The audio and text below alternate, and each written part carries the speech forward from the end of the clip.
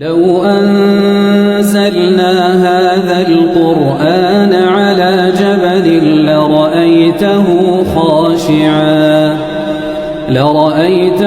خاشعا متصدعا من خشية الله وتلك الأمثال نضربها للناس لعلهم يتفكرون. الحمد لله وكفى والصلاة والسلام على من لا نبي بعده ولا رسول بعده.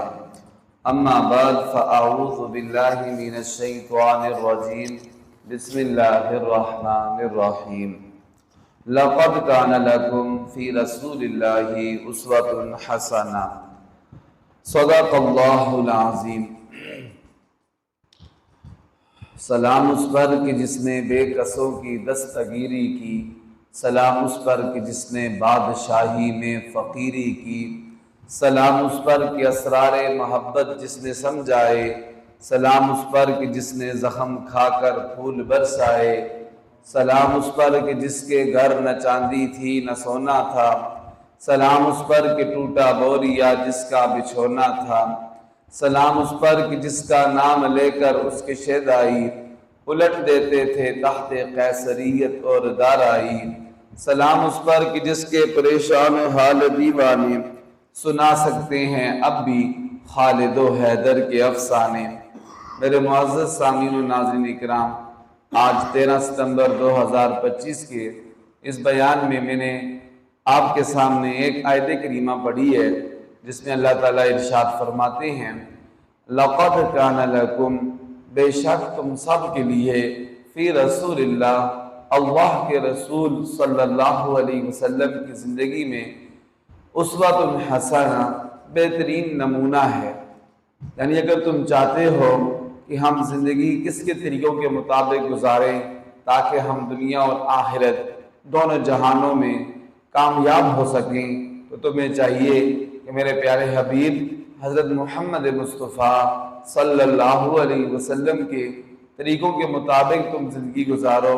اللہ تعالیٰ تمہیں دنیا اور آخرت دونوں جہانوں کی کامیابیاں عطا فرمائیں گے۔ ہمارے پیارے نبی صلی اللہ علیہ وسلم گفتگو کیسے کرتے تھے، بات چیت کیسے کرتے تھے، وہ آپ کے سامنے بیان کروں گا تاکہ ہم بھی جب بات کریں تو کوشش کریں کہ اپنے پیارے نبی صلی اللہ علیہ وسلم کے طریقے کے مطابق گفتگو کیا کریں۔ کان رسول اللہ صلی اللہ علیہ وسلم متواصل الاحزان دائم الفکرہ لیست لہ راحہ۔ ہمارے پیارے نبی اللہ کے رسول صلی اللہ علیہ وسلم ہمیشہ کسی فکر میں گم رہتے تھے اور غمگین رہتے تھے، اور لیست لہ راحہ، جس سے پیارے نبی صلی اللہ علیہ وآلہ وسلم کو چین نہیں آتا تھا۔ اب یہ کون سی فکر تھی کہ اکثر حضور خاموش رہتے تھے اور سوچتے رہتے تھے، فکر میں رہتے تھے اور ہر وقت بے چین رہتے تھے؟ وہ فکر آخرت کی فکر تھی کہ میں خود بھی آخرت میں اللہ تعالیٰ کی حضور کامیاب ہو جاؤں اور میری جتنی امت ہے یہ بھی دوزخ سے، جہنم کی آگ سے بچ کر جنت میں جانے والی بن جائے۔ حضور کو ہر وقت یہ فکر لگی رہتی تھی، اسی فکر میں حضور غمگین رہتے تھے اور حضور صلی اللہ علیہ وسلم اسی فکر میں گم رہتے تھے۔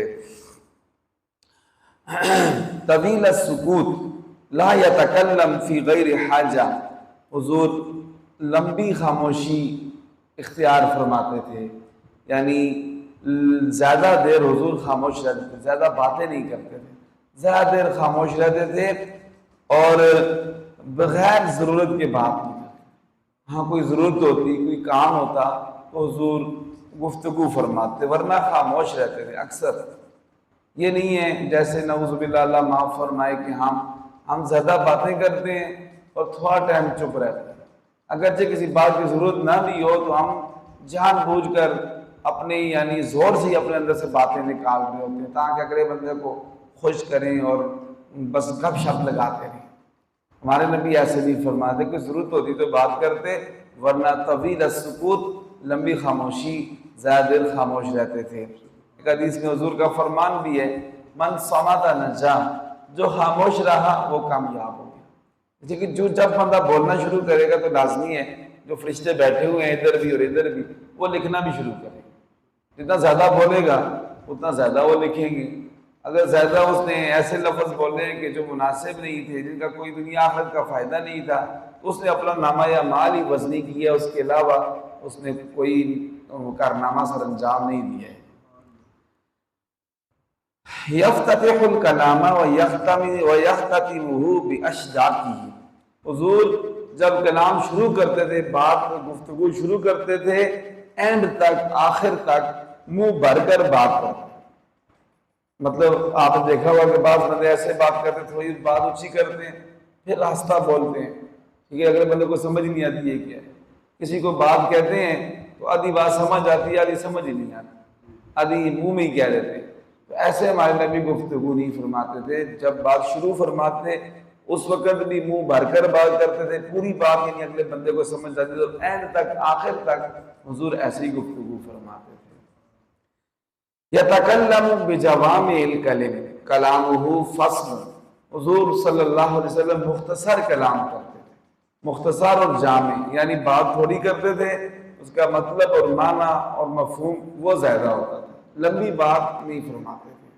اور یہ حضور کا معجزہ بھی ہے، حدیث میں آتا ہے حضور فرماتے ہیں اللہ تعالیٰ نے مجھے 6 خصوصیات ایسی عطا فرمائی ہیں جو پہلے نبیوں کو نہیں عطا فرمائی۔ کون کون سی؟ ان میں سے سب سے پہلی یہ اوتیت بجوامع الکلم، اللہ تعالیٰ نے مجھے جامع باتیں عطا فرمائی ہیں کہ میں تھوڑی سی بات کرتا ہوں اور پوری دنیا آخرت اس میں اللہ تعالیٰ جمع فرماتے ہیں۔ تو مختصر بات ہمارے نبی فرماتے تھے۔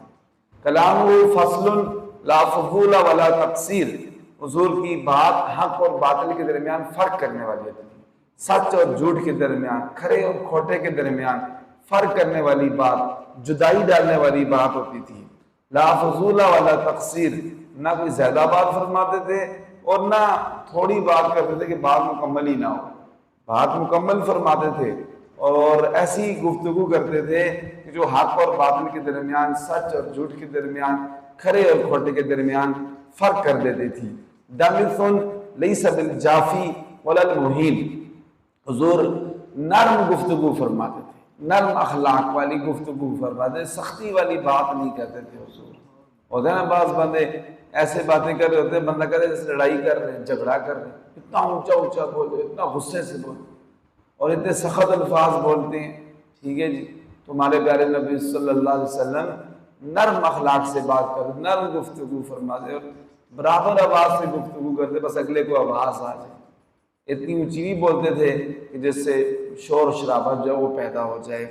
لیسا دمثن لیس بالجافی ولا المہین، اور حضور کی گفتگو کسی مخاطب کو رسوا کرنے والی نہیں ہوتی تھی۔ بعض بندے ہوتے ہیں ایسے بات کرتے ہیں کہ اگلے بار چوٹے مار رہے ہوتے ہیں، اگلے کی بے عزتی کر رہے ہوتے ہیں محفل میں اور سب کے سامنے، اگلے بندے کو ذلیل کر رہے ہوتے ہیں۔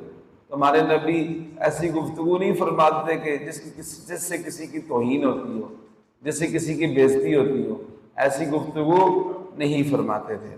یعظم النعمت وان دقت لا یذم منها شیئا ولا یمدحہ، جب حضور کو کوئی نعمت ملتی تھی، کوئی بھی نعمت، ٹھیک ہے جی، دنیا کی کھانے کی نعمت، پینے کی نعمت، لباس کی نعمت، ٹھیک ہے جی، کوئی بھی نعمت ملتی تھی، اگرچہ وہ تھوڑی بھی ہوتی، نبی علیہ السلام پھر بھی اس کی تعظیم کرتے تھے، یعنی ایسا آگے سے اختیار نہیں کرتے تھے رویہ جس سے یہ ظاہر ہو کہ اس کو کچھ نہیں سمجھے۔ بعض لوگ ہوتے ہیں ایسے، اللہ معاف فرمائے، یہ کوئی ان کو کوئی چیز ایسی دے دیجئے، کوئی دے جو تھوڑی ہو تو اس کی ناشکری کرتے ہیں۔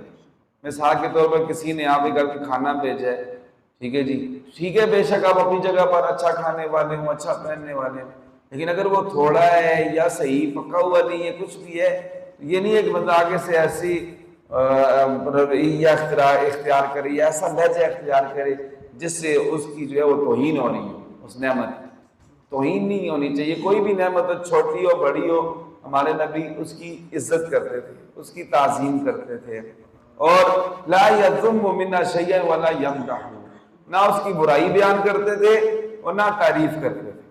برائی اس لیے نہیں بیان کرتے تھے کہ اللہ کی نعمت ہے، اس کی برائی نہیں بیان کرنی چاہیے، اور تعریفیں زیادہ اس لیے نہیں کرتے تھے کہ اس سے لالچ کا شبہ ہوتا ہے، یعنی مثال کے طور پر کوئی چیز ملی ہے تو بندہ تعریف ہی کرتا رہے، جیسے یہ لگتا ہے کہ یہ بندہ جو ہے لالچی ہے، اس لیے حضور زیادہ تعریف بھی نہیں کرتے تھے، اس کی تعظیم کرتے تھے، ادب کرتے تھے۔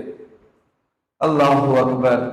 ولا يقوم لغضبه اذا تعرض للحق شيء حتى ينتصر له، حضور صلی اللہ علیہ وسلم غصے کے وقت کھڑے نہیں ہوتے، جب حضور کو غصہ آتا تھا تو حضور کھڑے نہیں ہوتے تھے، اپنی جگہ بیٹھے رہے ہوتے۔ یہ بھی آتا ہے حدیث پاک میں کہ جب غصہ آئے تو انسان کھڑا ہو تو بیٹھ جائے، بیٹھا ہو تو لیٹ جائے، اور اگر ایک جگہ گھر میں کوئی مسئلہ ہوا ہے، غصہ آیا تو چاہیے کہ باہر نکل جائے، ٹھیک ہے جی۔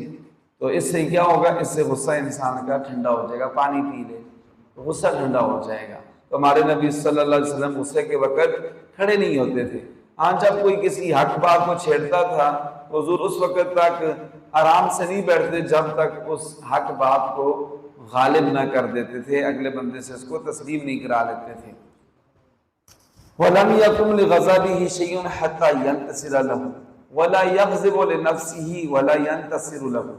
حضور کی یہ عادت مبارکہ تھی کہ اللہ کے پاک نبی اپنی ذات کے لیے کسی پر غصہ نہیں کرتے تھے اور نہ کسی سے انتقام لیتے تھے، یعنی حضور کی ذات کو اگر کسی نے نقصان پہنچایا تو حضور اپنی ذات کے لیے دوسرے پر غصہ بھی نہیں فرماتے تھے اور دوسرے سے انتقام اور بدلہ بھی نہیں لیتے۔ یہ ہمارے نبی صلی اللہ علیہ وسلم کی صفت تھی، کبھی آپ نے اپنی ذات کے لیے کسی سے بدلہ نہیں لیا۔ آپ کو پتہ ہے کہ طائف میں کافروں نے کتنا زیادہ حضور کو ستایا تھا، فرشتے بھی آگے تھے کہ آپ صرف آرڈر کریں تو ہم ان طائف والوں سب کو ختم کر دیں۔ حضور نے اپنی ذات کے لیے بدلہ نہیں لیا۔ احد میں حضور صلی اللہ علیہ وسلم کے دندان مبارک شہید ہو گئے تھے، ٹھیک ہے، حضور گر گئے تھے، زخمی ہو گئے تھے، تو اس وقت بھی فرشتے آئے تھے، انہوں نے آپ کا خون بہایا ہے تو آپ اجازت دے دیں ہم ان کافروں کو غرق کر دیں، ان کو تباہ کر دیں۔ تو اللہ کے نبی نے فرمایا نہیں، میں ان کے لیے بد دعا نہیں کرتا، میں بد دعاؤں والا نبی نہیں ہوں، میں دعاؤں والا نبی ہوں، اللہ نے مجھے رحمت بنا کر بھیجے۔ تو اپنی ذات کے لیے حضور کسی پر غصہ بھی نہیں کرتے تھے اور کسی سے انتقام بھی نہیں لیتے تھے۔ بس میرے محترم بھائیوں، آج اس بیان میں نے آپ کے سامنے اپنے پیارے نبی کی چند اچھی صفات کو بیان کی ہے، تو ہمیں بھی، مجھے بھی اور آپ کو بھی یہ کوشش کرنی چاہیے کہ ہم بھی ان صفات کو اپنائیں، اس لیے کہ اللہ تعالیٰ نے ہمارے نبی کی اتباع میں دنیا آخرت کی کامیابی رکھی ہوئی ہے۔ اللہ تعالیٰ ہمیں عمل کی توفیق عطا فرمائے۔ وآخر دعوانا ان الحمد للہ